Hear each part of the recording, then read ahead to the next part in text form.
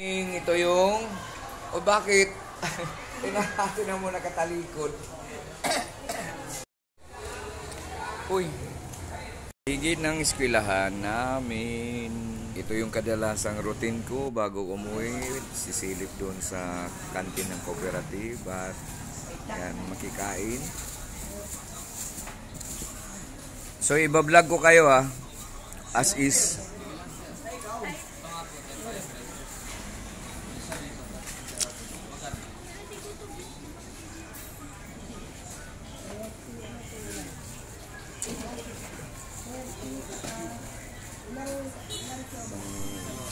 Tatlong piraso atang ulam, simpleng ulam lang sa isang kanin, 25.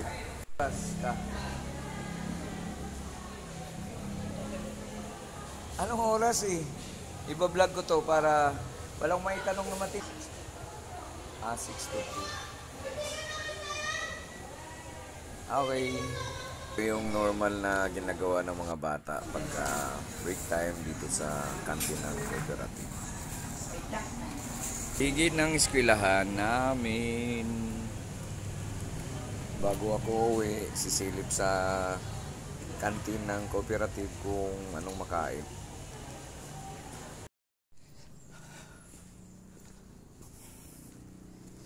Ito, naglalakad na ako. So, pag dumalakad, ito yung nadadaanan sa loob ng subdivision.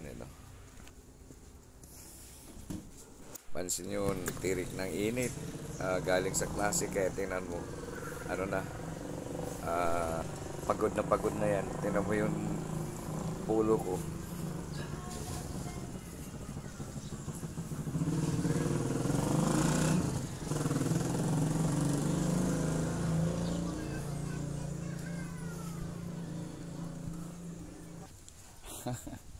Nagtawa-tawa ka lang. Sabi ko, try ko nga. Kasi nag-research pa ako ng mga parang history yung bomba yung nagpakawala ng bomba sa Japan. Ang hirap ko pang i-research. Ilan lang nanonood, kaya try ko nga maglakad at kasi idugtong-dugtong ko na lang yung magandang view. Oo nga See you, sir. Thank you.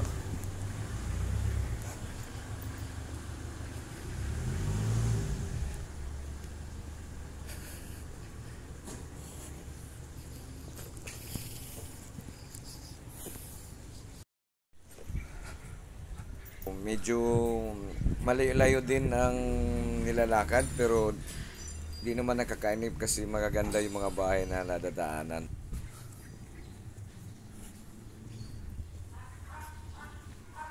Pero pag hindi ka sanay, nakakahingal din. So naisip ko magandang exercise.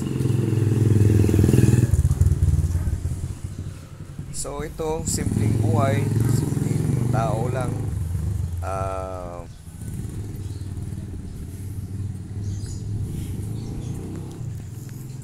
Malapit na ako sa bahay.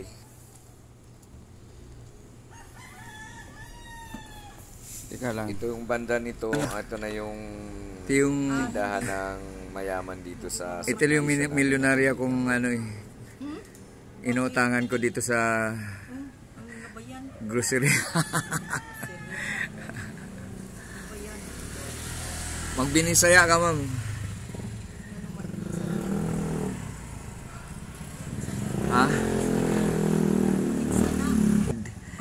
Binibidyo ko yung mga dinadaanan ko, tas plano kong i-edit, dugtong-dugtungin ko na lang.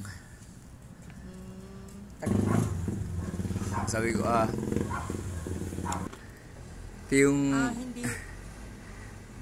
ito yung milyonarya kong inutangan ko dito sa di naman ako grocery.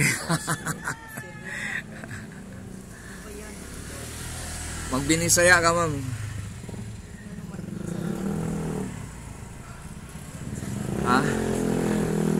Wala, nag-video. Binibidyo ko yung mga dinadaanan ko, tas plano kong i-dugtong-dugtungin ko na lang. Di ko na pinayos yung motor muna kasi kaya lang naman